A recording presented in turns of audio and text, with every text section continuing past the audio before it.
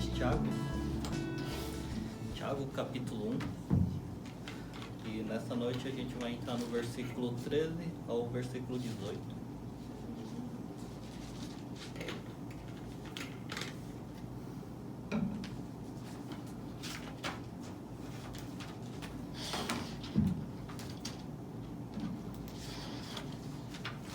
Tiago, capítulo 1, versículo 13 a 18, todos acharam? Amém. Vamos ler, depois nós oramos. Amém. Ninguém ao ser tentado diga, sou tentado por Deus, porque Deus não pode ser tentado pelo mal, e Ele mesmo não tenta ninguém. Ao contrário, cada um é tentado pela sua própria cobiça, quando esta o atrai e seduz. Então a cobiça, depois de haver concebido, dá luz ao pecado, e o pecado, uma vez consumado, gera morte. Não se engane, meus amados irmãos, toda boa dádiva e todo dom perfeito vem lá do alto, descendo do Pai das luzes, em quem não pode existir variação ou sombra de mudança. Pois, segundo o seu querer, Ele nos gerou pela palavra da verdade, para que fôssemos como que as primícias das suas criaturas. Pai, em nome de Jesus, louvado seja o Senhor. Graças te damos, Pai, por estar mais um dia na tua casa, louvando, te adorando, orando. E é tão bom estar na sua casa. E agora, nesse momento, queremos ouvir a tua voz, Pai. Queremos que o Senhor fale aos nossos corações, que o Senhor venha ao encontro das nossas necessidades, que toda a palavra que seja dita hoje, que seu Espírito Santo guie para que essas palavras venham de Ti, Pai. Que o Senhor possa abençoar cada irmão que está aqui, tire qualquer problema, qualquer coisa que tenha ocupado a mente, e que possamos ter nossa mente, nosso coração totalmente voltado para a Tua voz nessa noite. Em nome de Jesus, te oro e te peço. Amém. Como a gente estava estudando Tiago, na última ministração, essa carta foi escrita pelo meio-irmão de Jesus, e ele era líder da igreja de Jerusalém. E ele escreve para os judeus dispersos entre todas as nações. E essa carta foi escrita mais ou menos entre o ano 45 a 50 depois de Cristo. Então ela provavelmente é uma das a primeira carta escrita do Novo Testamento. E esses judeus, como eles estavam fora da nação de Israel, de Judá, eles eram perseguidos tanto pelos judeus, porque eles achavam que Cristo era uma falsidade. Seguir a Cristo, Cristo não era Deus. Cristo para os judeus era falso, e os cristãos seguiam a Cristo. E também era perseguido pelos povos gentios, porque eles adoravam a César, a vários deuses greco-romanos. Só que os cristãos só adoravam a um Deus, ao Senhor e a Jesus Cristo. E eles também eram perseguidos por todos, porque eles achavam que os cristãos eram canibais, porque eles se ajuntavam uma vez por semana para comer e beber o sangue de Cristo. Fora as outras perseguições que eles sofriam, tipo tinha orfandade, viuvez, acepção de pessoas, a discriminação de pessoas, o problema da língua. E todas essas provações ou tribulações era um meio que Deus dava a esses cristãos para que eles pudessem provar a fé. Pois Deus, quando Ele fala que quer provar a fé, Ele quer refinar, Ele quer tirar aquelas impurezas, aquelas impurezas que façam nós duvidar ou confiar em nós mesmos. Deus quer uma fé pura, genuína, que só confia nele. E essa fé pura, ela produz perseverança. E perseverar é permanecer debaixo da dificuldade, é permanecer firme, é não ser levado pelas circunstâncias. Mas a perseverança ainda não é o objetivo final. O objetivo que Tiago escreve é que eles sejam maduros e íntegros. E isso significa que todas as virtudes do caráter cristão, elas sejam inteiras, firmes, completas no crente. É como a fé, esperança, o amor, moderação, justiça, perseverança, sabedoria, que elas sejam firmes, completas, inteiras no cristão. É por isso a exortação de Tiago para que as provações sejam um motivo de grande alegria. Apesar do sofrimento, apesar da dor, as provações são meio de santificação, são meio que Deus usa para produzir crentes maduros e íntegros. E é interessante que quando nós crescemos em perseverança, nós começamos, e perseverança com alegria, nós temos um coração mais confiante em Deus, um coração mais alegre, um coração mais em paz. Diferente das pessoas não cristãs, quando elas ficam debaixo de uma dificuldade, de uma tribulação, o que acontece com o coração delas? Elas criam um coração duro, um coração vingativo, um coração cheio de rancor. Mas Deus não quer esse coração em nós, Ele quer um coração amável, um coração que seja disposto a servir a Ele. E se nessa provação faltar sabedoria, Tiago fala para pedir a Deus, que Deus dá livremente e sem ressalvas. E tudo isso diante das dificuldades, para que possamos ter sabedoria, que diante das dificuldades possamos tomar as decisões e escolhas certas, alinhadas com a vontade de Deus. E também entender o propósito do sofrimento em nossas vidas. Talvez não entendamos por que sofremos, quais as dificuldades que temos nas nossas vidas, mas com a sabedoria que vem de Deus, nós podemos entender qual o propósito. E um dos propósitos é glorificar Deus. No meio da provação, no meio da dificuldade, nós possamos glorificar a Deus, porque Ele é o nosso Senhor.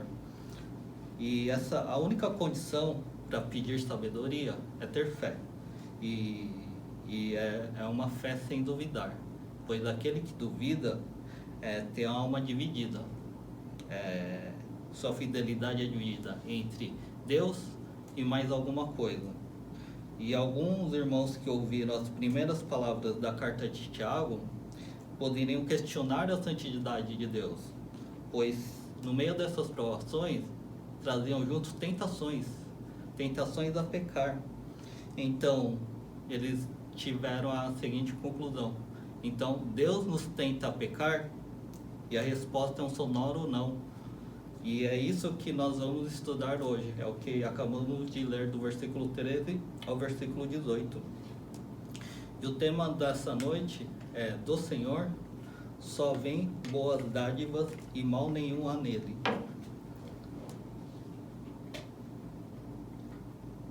E eu dividi essa ministração em 3 partes. A primeira parte é a origem da tentação, que vai do versículo 13 a 14. Segunda parte é a consequência de dizer sim à tentação, que vai do versículo 15. E a terceira parte, Deus bondoso e imutável, do versículo 16 a 18. Aí vamos para a primeira parte, a origem da tentação. Versículo 13, acompanhe aí comigo na sua Bíblia. A primeira parte do versículo 13. Ninguém, ao ser tentado, diga sou tentado por Deus. Tiago imagina que os judeus cristãos têm objeção às provações, porque como meio de santificação, porque no meio dessas provações eles pecaram, vieram tentações e eles pecaram. Portanto, eles acham que a culpa é de Deus, que Deus os tentou. E nós, com essa mente corruptível, com esses pensamentos corrompidos pelo pecado, temos a tendência a jogar a culpa em outros. É como se dizer: cheguei atrasado no serviço hoje, foi culpa do trânsito. Eu fiz o serviço errado porque o chefe não ensinou direito. E eu até brinco com a Dani às vezes, que eu falo assim: nossa, eu acordei com uma dor de barriga, foi a sua comida. Mas é tudo tipo, nós queremos jogar a culpa no outro, mas Isso aí vem de Gênesis. Abram comigo lá em Gênesis, capítulo 3, versículo 12 e 13. Gênesis, capítulo 3, versículo 12 e 13.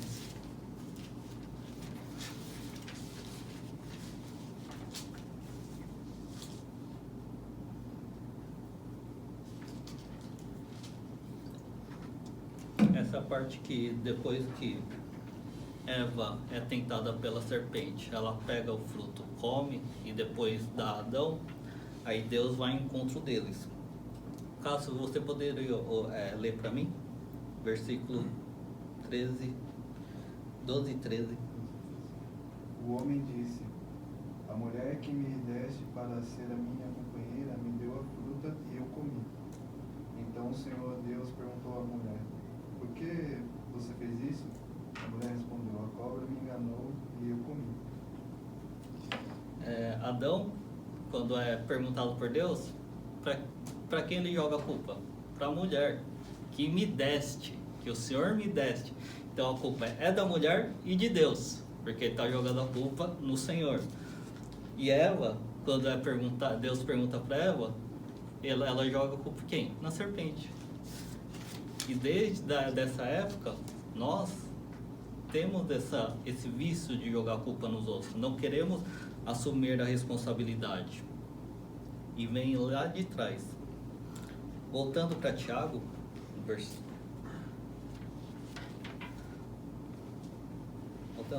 no versículo 13, na parte B, porque não podemos falar que somos tentados por Deus? Porque está escrito assim: porque Deus não pode ser tentado pelo mal, e Ele mesmo não tenta ninguém. O mal, ele não atinge a Deus. Deus é imune, é blindado contra o mal. O mal não exerce influência, atração para Deus. Por isso o Senhor não pode ser tentado. Ele também não pode nos fazer tentar. Ele não pode nos tentar a pecar, pois é contrário à sua natureza. Deus é completamente santo, puro e perfeito. Em sua santidade, Deus está bem acima do mal e não pode ser influenciado por ele. E é impossível essa ideia de Deus conceber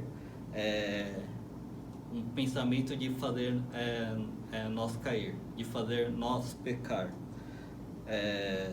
Tentação, em resumo, é isso. É um impulso que nos fazem pecar. Tentação é realizar algo aos nossos olhos que parecem bom, mas de maneira errada, fora da vontade de Deus. Isso é pecado. E é como comer um alimento para matar a fome, parece ser bom, mas e se for um fruto de um roubo? É pecado.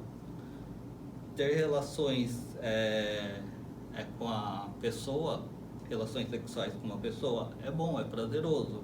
Mas e se for fora do casamento? É um pecado. Se as tentações não vêm de Deus, elas vêm da onde? Está no versículo 14. Versículo 14 está escrito assim: ao contrário, cada um é tentado pela sua própria cobiça, quando esta o atrai e o seduz. Tiago coloca que as tentações vêm do nosso coração corrompido, não vêm de Deus. São os desejos maus que são a causa das nossas tentações. Em outras traduções estão a cobiça. A cobiça é a causa das nossas tentações. O diabo também é denominado como tentador, como ele fez com Jesus no deserto. Ele tentou Jesus para que Jesus o adorasse ou transformasse as pedras em pão. Mas vamos ficar no contexto de Tiago, que Tiago fala que o nosso coração corrompido que nos faz pecar, que as tentações vêm de nós mesmos. Falaremos mais sobre a ação de Satanás, a ação do diabo, no capítulo 4, porque no capítulo 4 ele fala resistir ao diabo. E mais para frente estudaremos mais sobre isso. Mas continuando, o termo mau desejo em hebraico, ele tem um sentido de inclinação para o mal. E nem todo desejo é ruim. E é sinal de pecado, desejo. Mas somente os desejos assim de cunho carnal, aqueles que desejos são egoístas, desejos que são nocivos, indecentes. Resumindo, a palavra em hebraico traduz muito bem isso. É uma inclinação para o mal. É desejar algo fora da vontade e mandamentos de Deus. Isso é cobiça. E por causa do pecado original, todos nós compartilhamos da culpa e do pecado em Adão. Um coração egoísta e um coração impuro. Abra em Marcos capítulo 7, 21 a 22.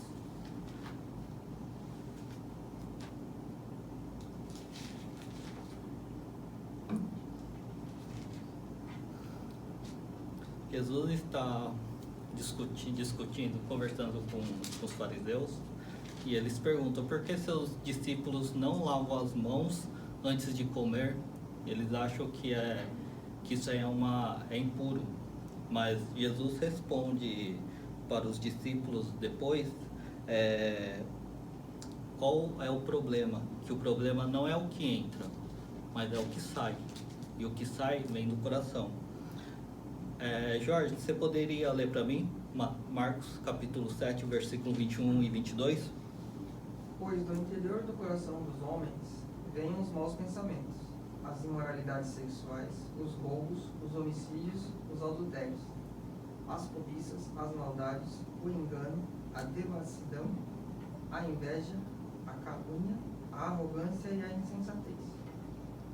Jesus descreve a maldade que há em nossos corações. A tentação surge por causa desses maus desejos que seduzem e nos arrastam. É por causa desses maus desejos que temos em nossos corações que somos tentados. E esses desejos, eles nos seduzem e arrastam. Tiago agora usa uma simbologia de pesca. Aliás, Tiago é muito bem para usar essas simbologias de natureza, pesca, agricultura, igual como Jesus fazia em seus ensinos. É como a isca que é colocado no anzol, onde o peixe é seduzido, e depois que ele é fisgado, ele é arrastado para lá e para cá. É exatamente assim com a nossa cobiça ou mau desejos. Começamos pouco a pouco, mas a nutrir e alimentá-los, mas quando nós menos esperamos, estamos sendo arrastados por eles. Por exemplo, mentir por um bem maior parece ser bom. Tem até um apresentador que fala mentira do bem, só que é atraente, mas quando menos esperamos, estamos colocando uma mentira atrás da outra para conseguir colocar a mentira de pé, para manter a mentira de pé. E nós vemos esse processo de ser seduzido e arrastado muito bem na vida de Davi.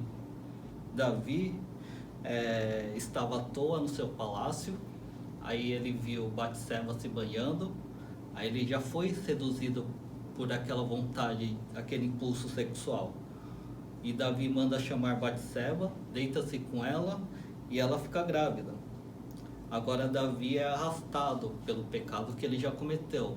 Então ele chama Urias, tenta convencê-lo a dormir com Batseba, planta mentira, enganação, só que Urias acaba não se deitando com Batseba. E por fim, o que Davi faz? Ele vai, manda Urias para a frente de batalha e ele é morto.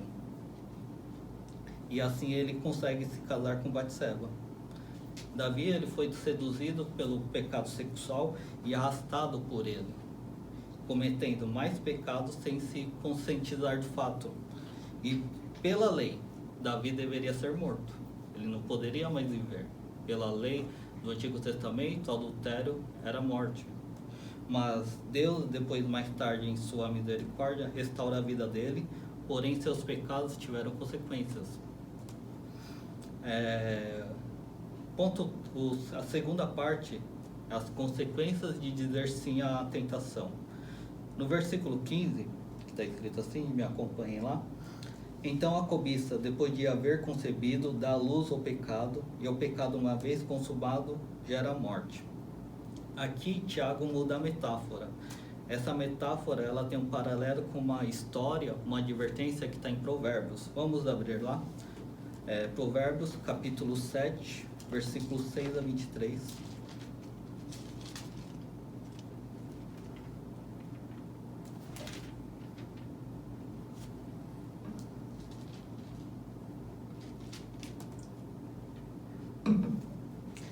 Todos acharam? Provérbios capítulo 7, versículos 6 a 23. Amém?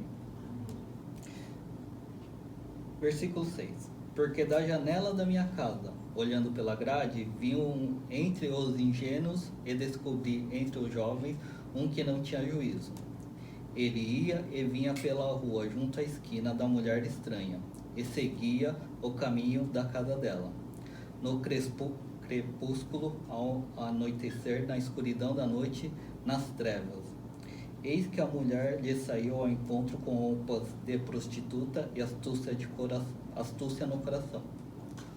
Versículo 18.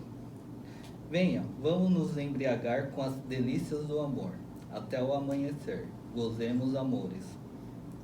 Porque o meu marido não está em casa, saiu de viagem para longe, levou consigo uma bolsa cheia de dinheiro, não voltará para casa antes da lua cheia. Ela o seduziu com as suas muitas palavras, com lisonjas de seus lábios o arrastou. E no instante ele a seguiu, como um boi que vai para o matadouro, como um animal que corre para a armadilha, até que uma flecha lhe atravesse o coração. Ele era como a ave que corre para dentro do alçapão sem saber que isto lhe custará a vida. Praticamente, Tiago resume essa história entre a tentação leva a pecar e o pecado leva à morte.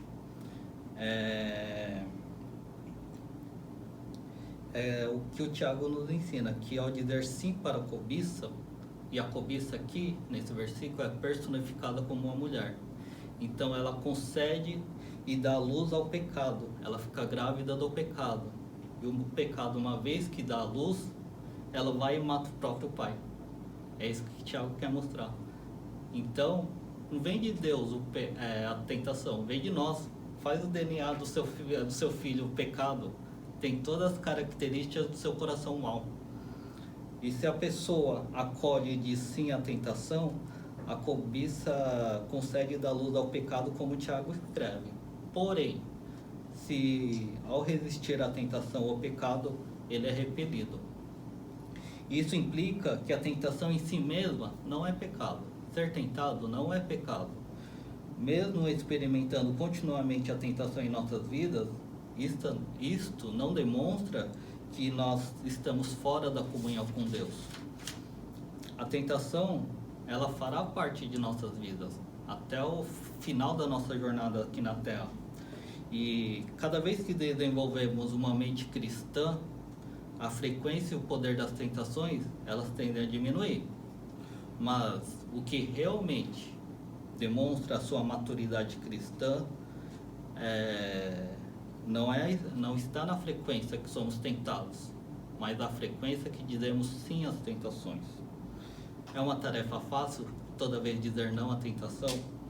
Não, não é fácil, é difícil. Porque a tentação, o pecado, ele gera prazer, ele gera satisfação. Só que nós não conseguimos medir as consequências. E o pecado, uma vez consumado, ele gera morte. E a morte aqui, ela pode até ser entendida como a morte eterna, longe de Deus. Pois aquele que é seduzido e arrastado pelo pecado e não se arrepende, e ele não se importa em continuar nas práticas pecaminosas e também não se importa o que Deus pensa, na verdade esse homem dito cristão, ele nunca se converteu. Ele nunca foi alcançado pelo Senhor, na verdade.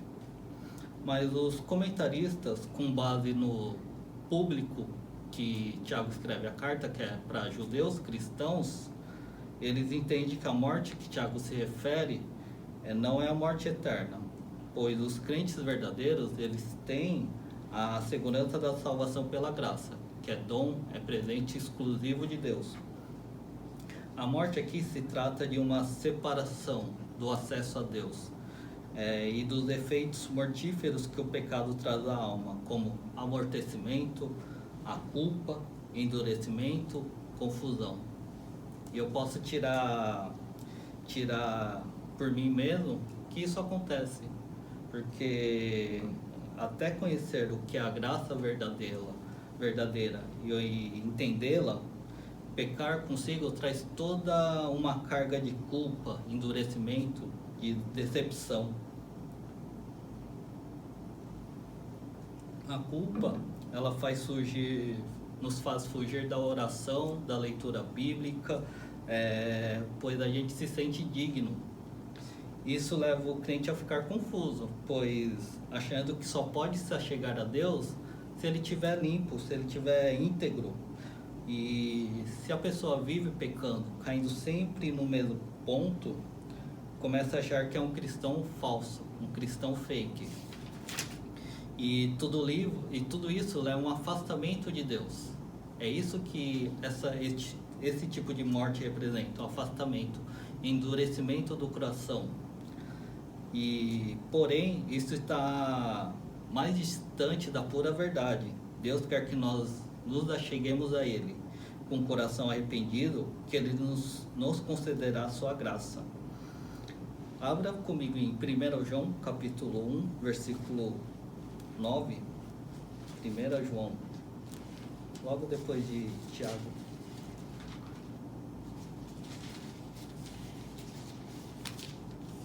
Primeira carta de João, versículo 9, capítulo 1, versículo 9. Nayara, você poderia ler para mim?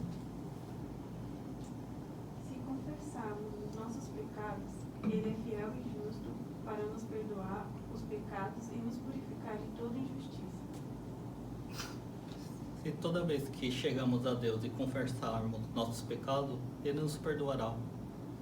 Com o coração arrependido, Ele aceitará nosso arrependimento. Ele nos perdoará. Eliette, pode ler aí em 1 João, o capítulo 2, versículo 1 e 2 também? Capítulo 2, 1 e 2. Meus filhinhos, escrevo isto a vocês para que não pequem. Porém, se alguém pecar, temos Jesus Cristo, que faz o que é reto, e Ele nos defende diante do Pai. E por meio do próprio Jesus Cristo, que os nossos pecados são perdoados. E não somente os nossos pecados, mas também os pecados do mundo inteiro. A sua versão não está escrito advogado? Não. Não? Em algumas versões está escrito advogado na Almeida. E Jesus é o nosso advogado. Ele é que nos defende junto ao Pai. E não é porque ele defende porque nós somos inocentes. Ele nos defende porque Jesus pagou o preço na cruz. Ele pagou o preço pelos nossos pecados na cruz do Calvário. Então, toda vez que chegamos a Ele com arrependimento, o preço já foi pago por Cristo na cruz. Nos primeiros versículos de Tiago, vemos que a aprovação, no versículo 3, leva à perseverança. E por fim, a perseverança leva a coroa da vida, no versículo 12 de Tiago. Agora, como estamos estudando hoje, a tentação, ela leva ao pecado e à morte. E eles são caminhos distintos, que nós temos a opção de escolha. Podemos resistir às provações com alegria, produzindo perseverança, sendo presenteados com a coroa da vida, ou dizer sim à tentação que vem no meio das provações, levando ao pecado e à morte. E Pedro exorta muito bem isso em 1 Pedro capítulo 4, versículo 1 a 2, que diz assim: Cristo, tendo sofrido na carne, rompeu com o pecado. Nós nós também devemos romper com o pecado, com as paixões da carne, mas viver segundo a vontade de Deus. Devemos romper com as paixões da nossa carne e viver segundo a vontade de Deus. Aí passaremos as provações para a perseverança, para a coroa da vida. Ponto 3, que voltamos a Tiago lá, que vai do versículo 16 a 18, Deus é bondoso e imutável. Versículo 16 diz assim: não se engane, meus amados irmãos. Não se engane, Tiago quer enfatizar qual é a verdade. Que sem essa verdade firmada no coração e na mente, os irmãos corriam sério risco de serem enganados. E qual é essa verdade? Que está no versículo 17. Que toda boa dádiva e todo dom perfeito vem lá do alto, descendo do Pai das luzes, em quem não pode existir variação ou sombra de mudança. Toda dádiva e todo dom perfeito nesse versículo são sinônimos. Tiago quer enfatizar que tudo que procede de Deus é bom. O ar que respiramos, a água que bebemos, a chuva que mantém as plantas vivas, tudo isso são boas dádivas. E Paulo fala muito bem sobre isso em Atos, capítulo 14, versículo 17. Viu? Você poderia ler para mim? Atos, capítulo 14, versículo 17. 16 e 17.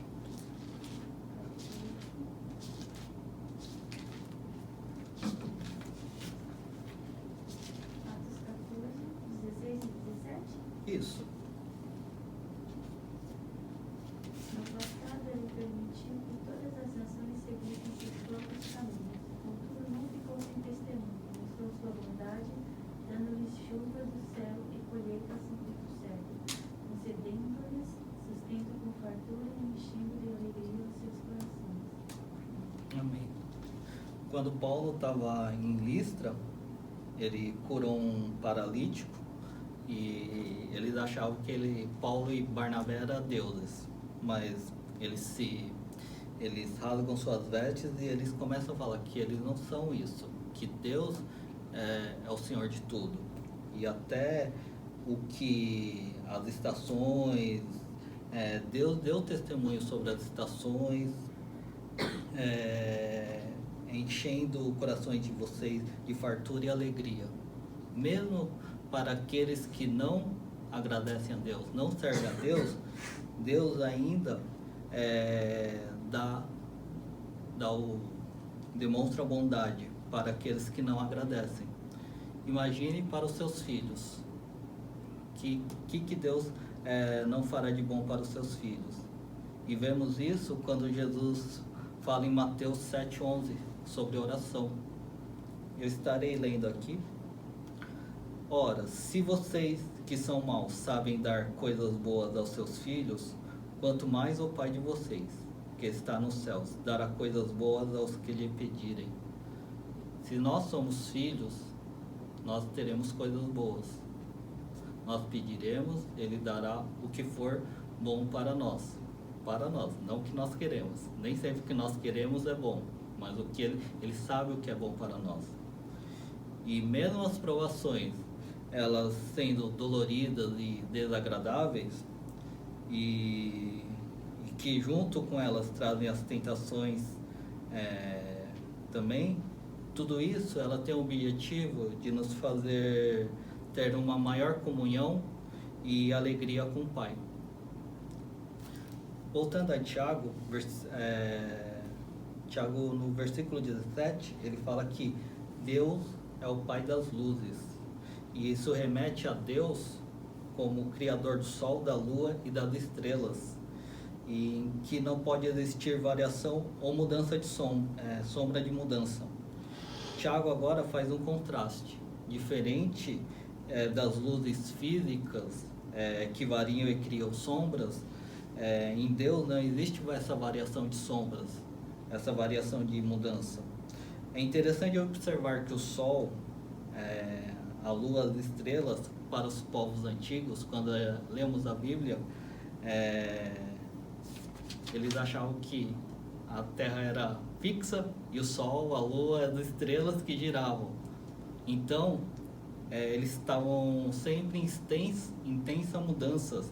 A cada hora, a cada dia, à noite, a cada estação, o sol, a lua, as estrelas mudavam.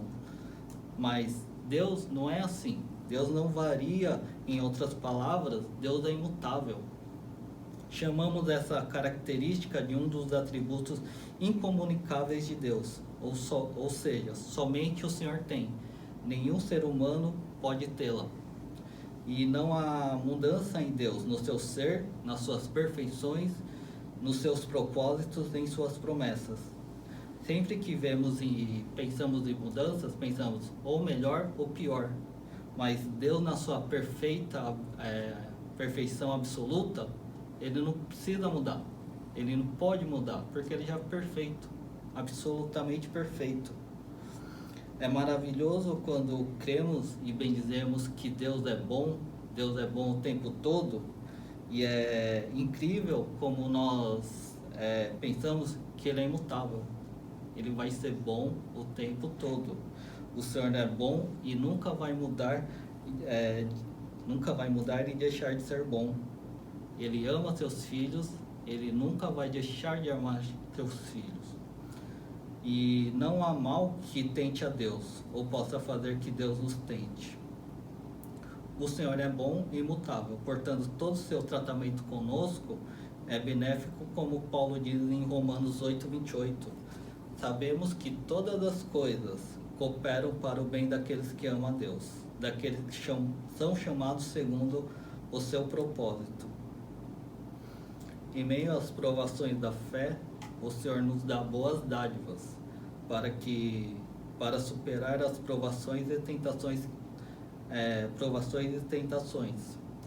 Pois se por acaso Deus nos abandonasse no meio dessas provações, no meio dessas tentações, como isso contribuiria para o seu objetivo, que era criar um povo maduro e íntegro?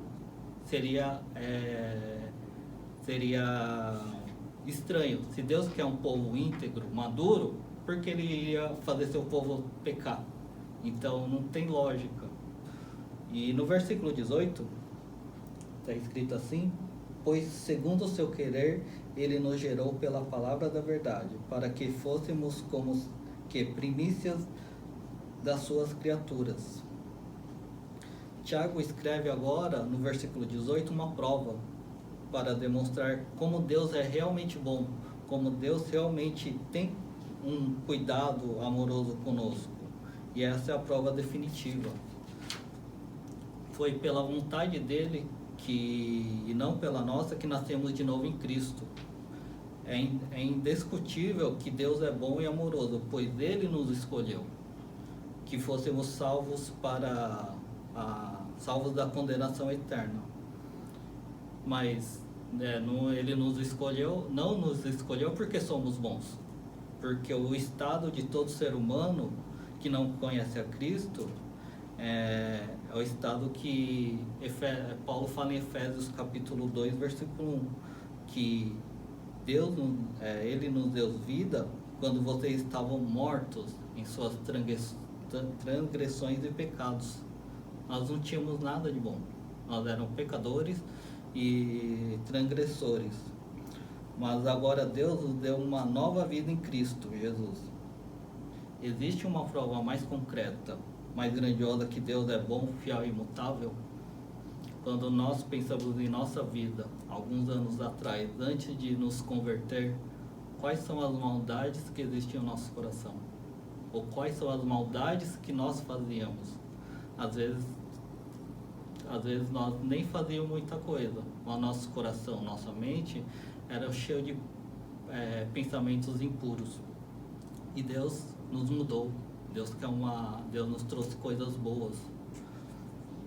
E esses crentes que Tiago fala, eles foram gerados pela palavra da verdade. A palavra da verdade aqui é o Evangelho, é as boas novas. E foi através do Evangelho que somos gerados para uma nova vida. Eis a grande importância de fazer missões, de evangelizar e proclamar palavra da verdade. É gerar novas vidas, é despertar aquelas pessoas que foram escolhidas por Deus a fazer as escamas de seus olhos caírem e declarar que Cristo é Senhor e Salvador. E é importante porque sabemos que muitas pessoas Deus escolheu, mas se elas não ouvirem as boas novas, que Cristo morreu por mim, por você, para que possamos nascer de novo e ter uma nova vida, como elas vão aceitar Cristo? Como elas vão conhecer Jesus? Versículo 18, na parte B, que seria o final, está escrito assim: para que fôssemos como que primícias das suas criaturas. No Antigo Testamento, as primícias representam aquilo que é separado para Deus, antes de ser usado para qualquer outra coisa, como a melhor parte da colheita ou como as melhores crias do rebanho. Tiago usa o termo referindo-se aos nascidos novamente, aos gerados pela palavra da verdade. Eles são o ápice da criação de Deus, é a melhor amostra da sua criação. Somos regenerados para crescer, amadurecer, sermos íntegros e ser a melhor parte da criação de Deus. É isso que Deus quer que nós sejamos. E para finalizar, gostaria de deixar duas aplicações aqui. A primeira aplicação, que devemos resistir às tentações. E nós temos 4 ferramentas, ou 4 armas para usar contra a tentação. A primeira dela é orar, é ter uma vida de comunhão constante com o Senhor. A segunda dela é ler as Escrituras e memorizar, sermos banhados pela palavra e pela vontade de Deus por meio da Bíblia. E quando Jesus estava no deserto, é isso que ele estava fazendo. Ele estava em jejum e oração, e ele, toda vez que era confrontado pelo diabo, ele usava a palavra contra ele. A terceira ferramenta que podemos usar contra a tentação é confessar nossos pecados. Como Tiago escreve no capítulo 5, versículo 16, que devemos confessar nossos pecados uns aos outros. E confessar pecados é uma ótima ferramenta para restaurar o crente. E mais do que isso, confessar os pecados e prestar conta a alguém é muito bom para superar aquele pecado que está difícil de vencer e que a toda hora nos tenta. E é verdade, procure um irmão ou uma irmã que possa te ajudar, peça ajuda, preste contas e peça oração, pois o verdadeiro crente, aquele que quer te ajudar, ele não vai se escandalizar pelo seu pecado. Ele vai te ajudar a crescer, a ser íntegro, ele vai te confrontar, ele vai te confortar e tudo isso é necessário para o nosso amadurecimento. E a quarta ferramenta é fugir. É como José fez quando foi tentado pela mulher de Potifar. Ele não ficou, ele saiu correndo, ele fugiu. E não fique esperando que você se acha forte e você se acha forte o suficiente para vencer a tentação. Nós não somos. Se não é pela graça de Deus, nós não venceríamos a tentação. E a segunda aplicação é conheça mais de Deus, aprenda quem Deus se aprofunde na palavra, no seu relacionamento com Deus, para que não sejamos enganados. Só assim teremos confiança em Deus e alegria no Senhor, pois sabemos que Ele é bom e imutável. Nós só saberemos o quanto Deus é bom, o quanto Ele é imutável, o quanto Ele é amoroso, se aprofundando no relacionamento com Ele. E Deus, Ele nos dará o que for preciso para que possamos crescer e amadurecer e para a Tua glória. É como diz em Filipenses capítulo 1, versículo 6, pois aquele que começou a boa obra em vocês há de completá-la até o dia de Cristo Jesus. Que o Senhor nos ajude a confiar nele, a ter alegria nele, que as suas boas dádivas nos ajudarão a preservar nas provações e resistir às tentações. Amém?